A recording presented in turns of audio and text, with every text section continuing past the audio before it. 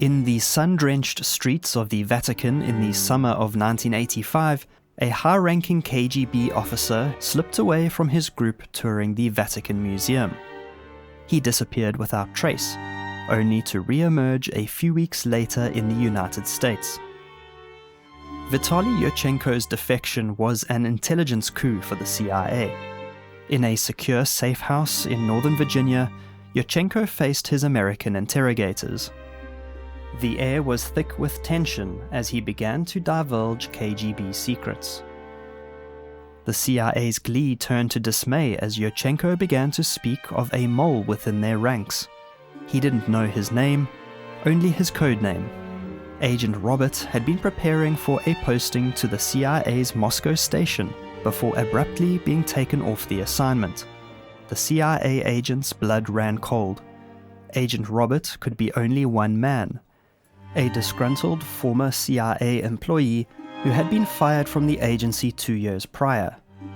Ever since, the CIA had done their best to conceal the affair from the FBI. The man's name was Edward Lee Howard.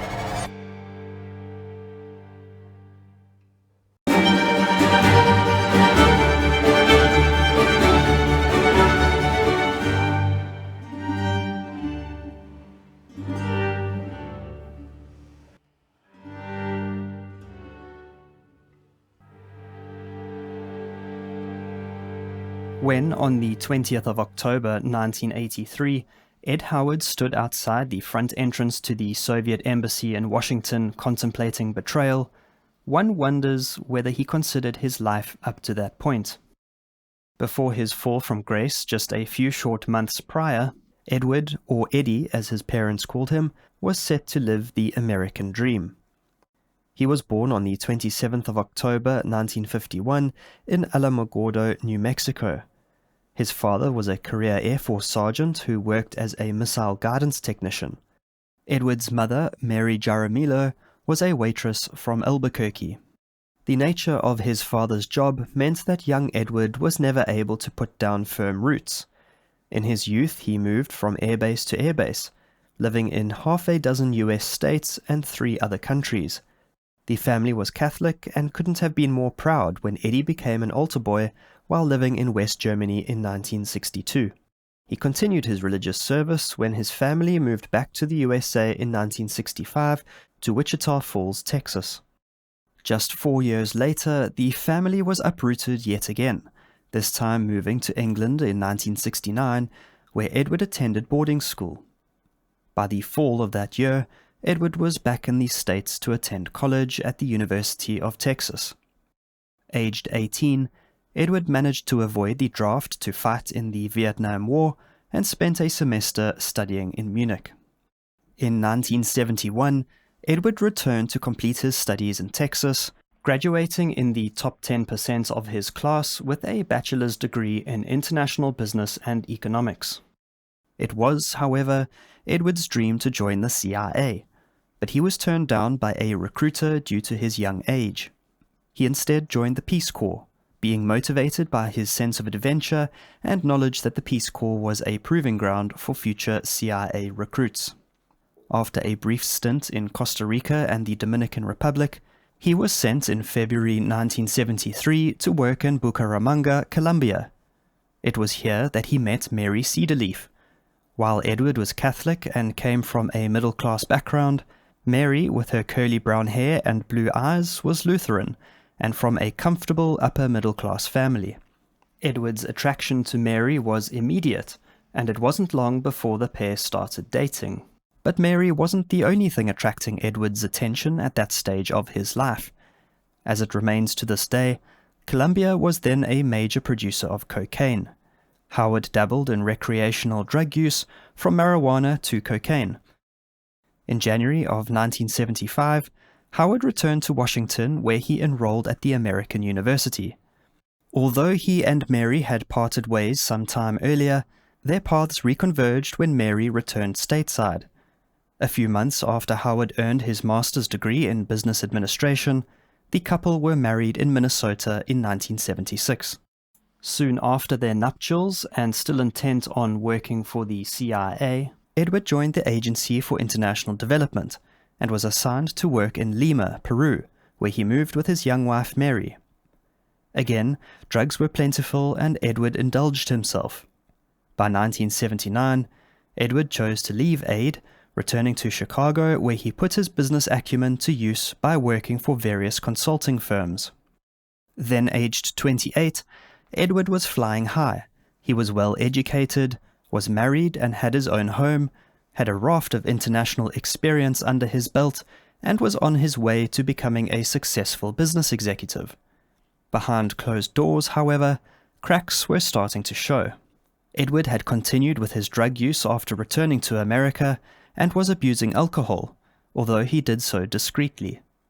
This caused much friction in his marriage, with Edward and Mary frequently arguing over his need to clean himself up. Despite these first signs of personal strife, Howard still pursued his lifelong goal of working for the CIA. After applying to the agency, he passed his first screening interview in 1980. He thereafter underwent a thorough evaluation process, which included background checks, psychological assessments, and multiple further interviews.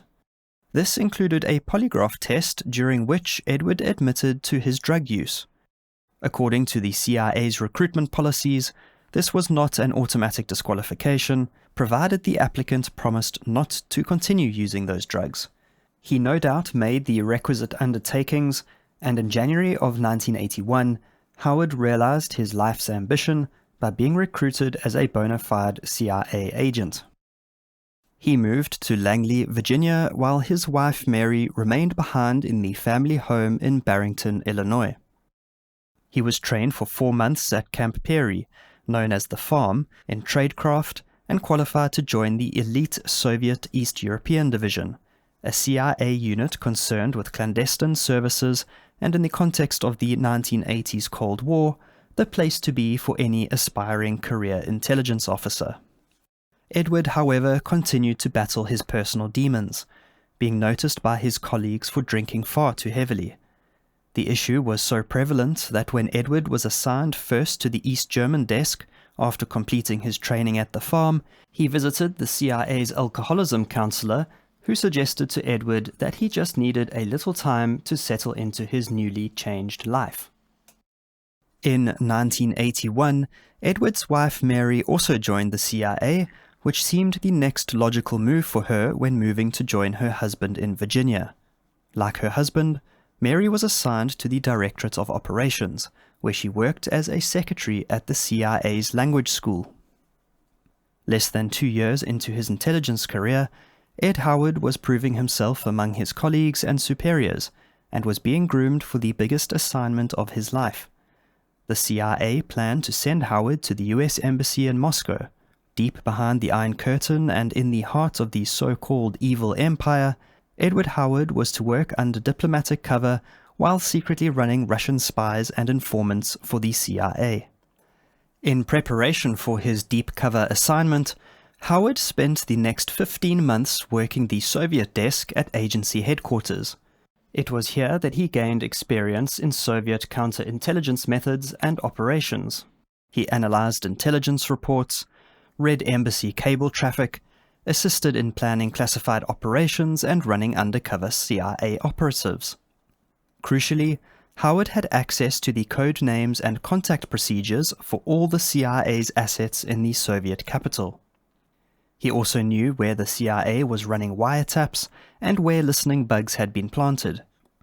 His cover identity was carefully crafted, with Howard undergoing all the formal training required to be officially appointed, through documents signed by the US President no less, to a consular position in the US Foreign Service. In March 1983, Edward and Mary welcomed their first child into the world, a son whom they named Lee. The following month, and with Edward on the cusp of his departure to Moscow planned for late June that year, Edward was told that he had to take another polygraph test. Although surprised as he was not due for a routine test, he was told it was nothing to worry about. It was a mere formality, given the sensitive location of his posting.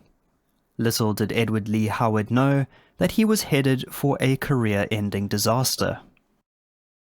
A polygraph test is designed to measure 4 changes in a person's physiological responses to questioning: breathing, blood pressure, heart rate, and perspiration.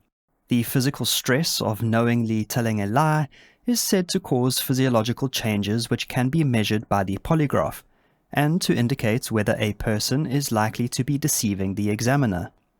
The efficacy of such tests have long been disputed, with the general consensus today being that the polygraph, which can easily be beaten by taking tranquilizers or through mental conditioning, can detect only excitement, not lies.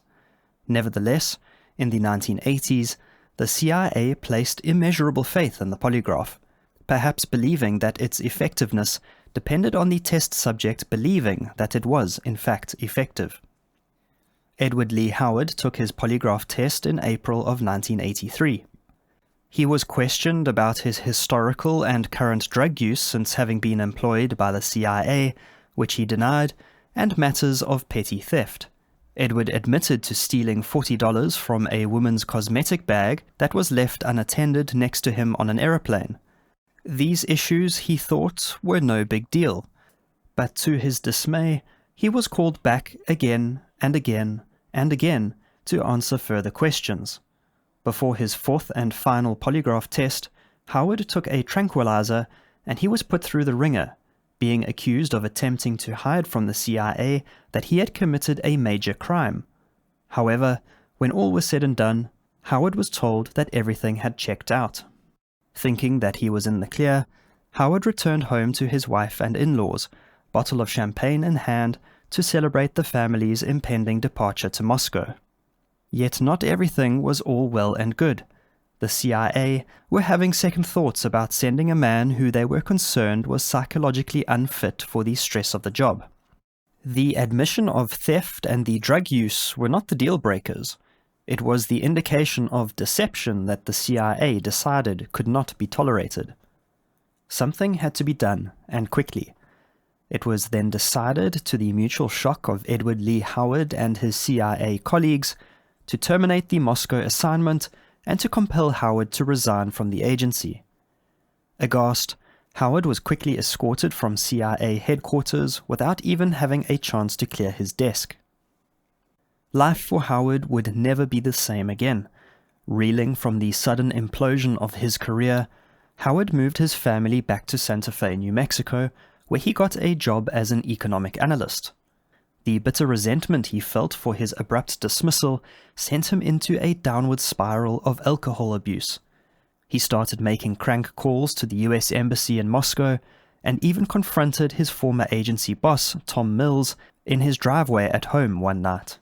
The CIA, although having averted sending an unstable alcoholic on one of its most sensitive assignments, now had a potentially even bigger problem on their hands: a disgruntled employee holding intimate knowledge of its most top-secret Soviet operations and agents.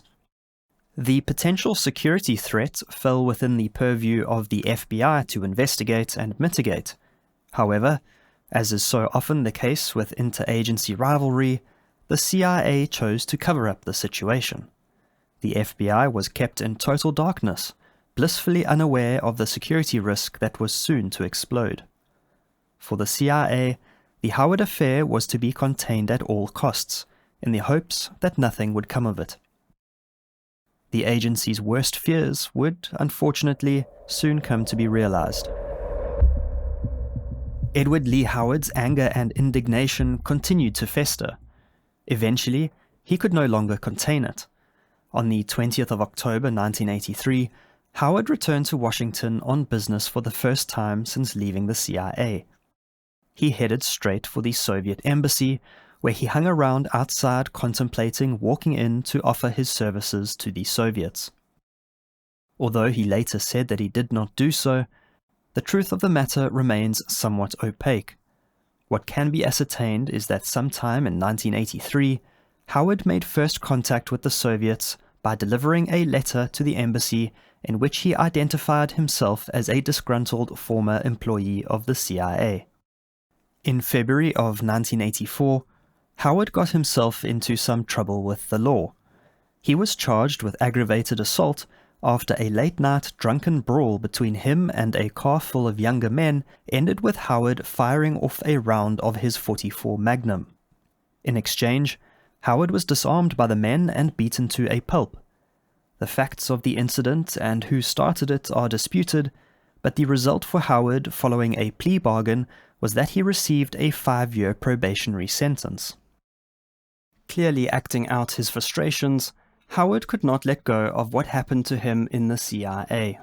The following month, in March of 1984, he propositioned a former colleague and friend working in the US Foreign Service to approach the Soviet embassy in Mexico City to sell US secrets.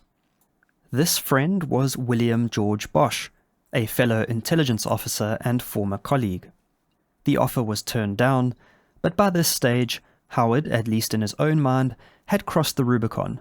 He wanted to do a job on the CIA, and there was no turning back. He cashed in his Crown life insurance policy and announced to his family that they would be taking a trip to Europe. In September of 1984, the Howard family spent 8 days touring Western Europe. Howard's probation conditions did not allow him to leave New Mexico unless for business, and so he invented a phantom economics conference that he said he was attending in Munich. In reality, Edward made his way to Vienna, the Cold War espionage capital of the world. How contact between Howard and the KGB was formalized is not known, but it could well have been that the Soviets responded to Howard's letter of the previous year. In Vienna, behind the Soviet embassy gates, Howard was able to meet with the KGB beyond prying eyes. The CIA were keeping general tabs on Howard's movements and were growing concerned about his absence. On the 25th of September 1984, the day after his return from Europe, 2 agents were sent to check in on Howard to assess his frame of mind. Remarkably, during a breakfast meeting in Santa Fe, Howard confessed to the CIA agents that he had contemplated selling secrets to the Soviets, although he said he never acted on the impulse. The CIA then knew beyond a shadow of a doubt that they were sitting on a ticking time bomb. The agency faced a conundrum. If they brought the matter to the attention of the FBI, the cover-up would be made known. They chose to remain silent, paying for Ed Howard to see a psychiatrist in the hope that he stayed on an even keel. Their hope was in vain, for Edward took a second family holiday to Europe in April of 1985. The trip, again in breach of his probation, was ostensibly to sell some Peruvian antiques. The real reason for his return to Vienna was, of course, to meet again with the KGB for a further debriefing in exchange for cash and a Rolex watch. Howard started buying Kruger-Rands with his ill-gotten gains, amassing for himself what he planned to be his retirement and which he buried near his home in the New Mexico desert. While Edward Lee Howard enjoyed his new KGB riches and the CIA buried their heads in the sand, circumstances beyond the control of both would soon thrust their hidden truths into the harsh light of international scrutiny. On the 14th of June 1985, the Soviet news agency TASS announced that Paul Skip Stormbow had been arrested on the 9th of June while in the act of committing espionage. It said that he had been declared persona non grata and expelled from the Soviet Union. The press release made no mention of the arrest of the Russian man also alleged to be involved. It was only 3 months later that Moscow announced the man's name. He was a defense researcher and a leading expert on stealth aircraft technology working for the Scientific Research Institute of Radar.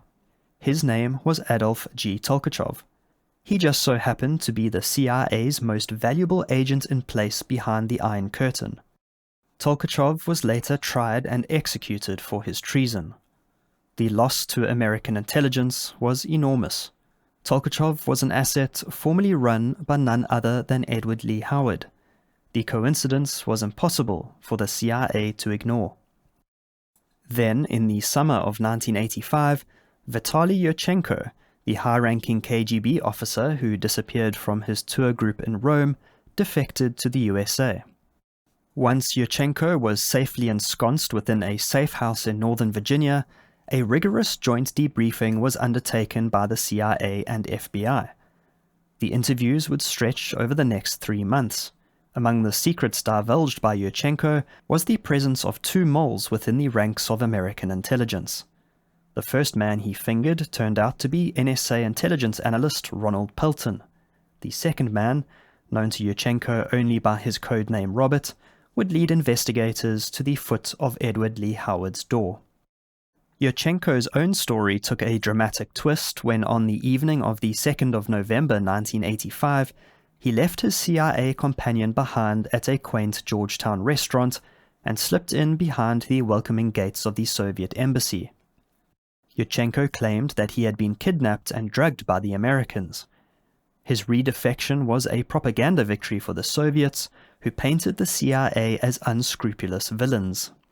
The CIA's efforts to conceal the problem of Ed Howard was over. The FBI agents in the room with Yurchenko had heard the details from the proverbial horse's mouth.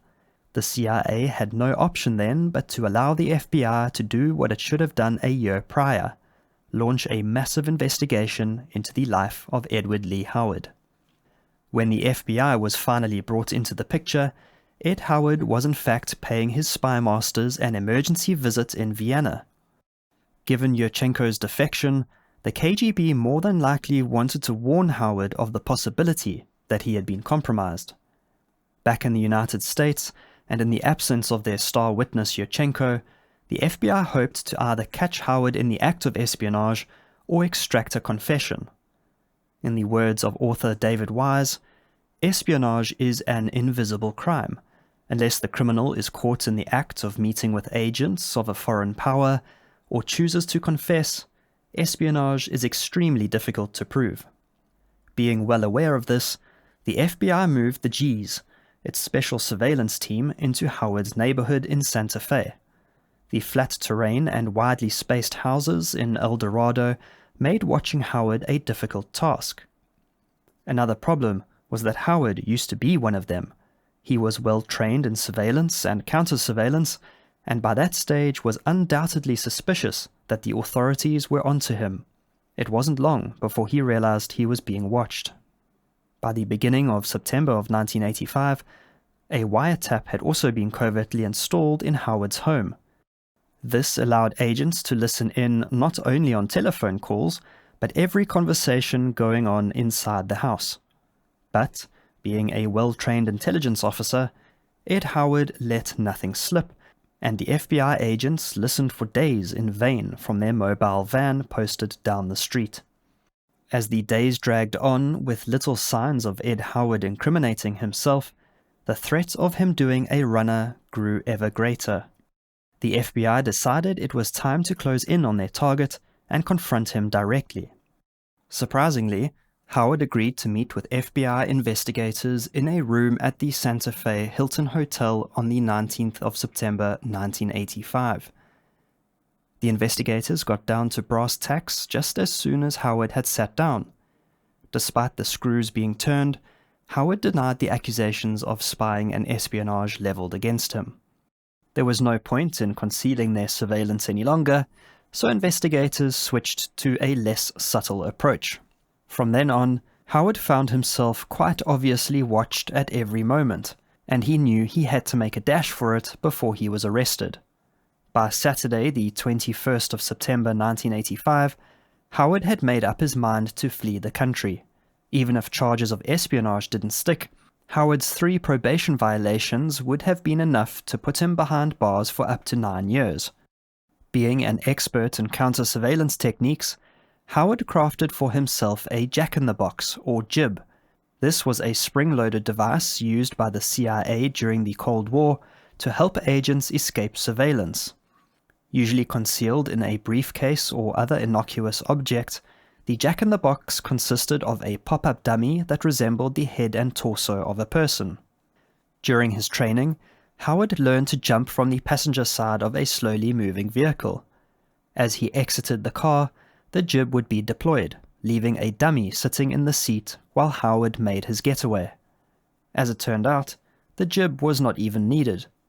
As Mary Howard pulled out of their driveway with Edward beside her that Saturday afternoon, A hapless fresh recruit sitting in an FBI surveillance van squinted against the harshness of the afternoon desert sun. Whether he was distracted or simply wasn't able to see clearly, the agent was completely unaware that Mary and Howard left their home at 4:30 that afternoon. After deploying the jack-in-the-box and jumping from his car as his wife drove on, Howard moved quickly, traveling first from Santa Fe to Albuquerque to Tucson and then on to New York. Meanwhile, and blissfully unaware that their prime suspect had just become a fugitive, FBI investigators had been interrogating William George Bosch for the previous 4 days, the friend whom Howard had propositioned to sell secrets to the Soviets in Mexico City. The FBI had managed to track Bosch down to South Padre Island off the southern coast of Texas. Bosch had himself left the intelligence community under a cloud, and as FBI agents slowly wore him down, he began to reveal details of Howard's plan to betray his country. That Saturday night, by which time Howard had ironically already made his escape, the FBI determined that it had probable cause to seek a warrant of arrest against Howard for conspiracy to commit espionage. The arrest warrant was only granted on Monday, the 23rd of September 1985. It was, however, too little too late. By the time the FBI realized that their suspect had eluded them, Howard had had a 24-hour head start. After arriving at JFK Airport the day prior, Howard flew to Copenhagen and then to Frankfurt. For the next 9 months, Howard remained on the move, apparently working various jobs in Europe and then traveling to Canada and South America. He phoned his wife Mary in March of 1986, and in June sent her a postcard which revealed that he was in Vienna. At some point in his travels, Ed Howard made it to Helsinki. There he presented himself at the Soviet embassy, where he offered information in exchange for protection. On the 7th of August 1986, Ed Howard, international fugitive and the FBI's most wanted man, re-emerged in Moscow. Understandably, the FBI and the CIA in particular were sharply criticized for their mishandling of the Howard case. The blatant cover-up aside, the whole situation could have been avoided if Howard was transitioned into a less risky role instead of being unceremoniously dumped. During a secret CIA inquiry, even the agency head, William Casey, admitted that they screwed up. The damage caused by Howard to American intelligence was considered immense. At least one Soviet CIA asset, Tolkachev, the so-called billion-dollar spy, was executed as a result of Howard's actions. The information he sold to the Soviets, at least according to one intelligence official, wiped out the Moscow station. Soon after Howard's reappearance in Moscow, there was a spate of expulsions of American diplomats by the Soviet Union. Earning for himself the dishonorable title of being the first CIA agent to defect to the Soviet Union, Edward Howard faced an uncertain and bleak future. He joined the ranks of other Western defectors like Kim Philby and George Blake, who experienced the reality of living in a new, strange land where true friends were few and far between. While Howard was awarded an apartment in Moscow by the KGB and even a country dacha, he lived in constant fear of being abducted by the Americans and was provided round-the-clock protection by the KGB. Howard's most obvious motivation to betray his country appears to be the resentment he felt for his dismissal from the CIA. Politically, he was conservative and was never known to show any signs of sympathy for the Soviet cause or its ideology. While reports conflict about the extent to which he was paid for selling American secrets, the CIA was able to link Howard to a Swiss bank account into which $150,000 had been deposited. This was apart from the case of Krugerrands and money supposedly buried in the desert near to his New Mexico home. After the dissolution of the Soviet Union in 1991, Howard's star began to wane. He had been paid a salary by the KGB for 5 years following his defection, during which time he set up his own consulting business. Edward's wife Mary and their son Lee visited him in Moscow from time to time, but remained living in the USA. Howard steadfastly maintained his innocence. He appeared on Soviet television, during which he proclaimed his love for his country and denied any wrongdoing. He said that he only approached the KGB after fleeing the USA, when he believed his guilt had already been assumed by US authorities. Howard also claimed that he had been set up by the KGB to deflect attention from a true mole operating within the CIA. That mole turned out to be none other than Aldrich Ames.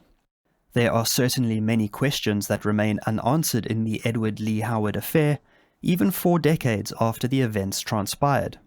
Yurchenko's defection and then decision 3 months later to return to the Soviet Union, where he was welcomed back as a hero, is a saga in its own right. It emerged that it was Aldrich Ames himself who had been in charge of Yurchenko's debriefing. Did Ames control the narrative in that process? Did he deflect attention away from himself by having Yurchenko point the finger at Howard? The answers to these questions we will perhaps never know. Edward Lee Howard lived in Moscow until his death in 2002. The dubious official cause for his sudden demise was a broken neck that he suffered after a fall down the stairs at his dacha outside Moscow. Whether he fell accidentally or was pushed remains an open question.